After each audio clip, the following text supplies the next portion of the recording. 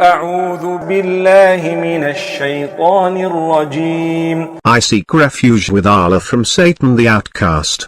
إن الله اشترى من المؤمنين أنفسهم وأموالهم بأن لهم الجنة يقاتلون في سبيل الله فيقتلون ويقتلون وعدا عليه حقا في التوراة والإنجيل والقرآن ومن أوفى بعهده من الله فاستبشروا ببيعكم الذي بايعتم به وذلك هو الفوز العظيم.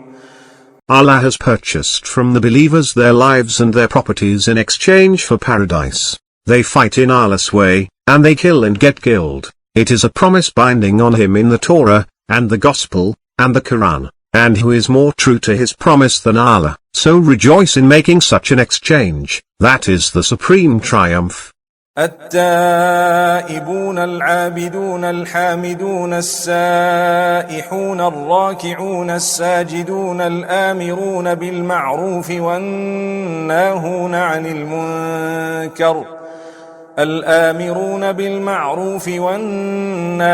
عن المنكر والحافظون لحدود الله وبشر المؤمنين.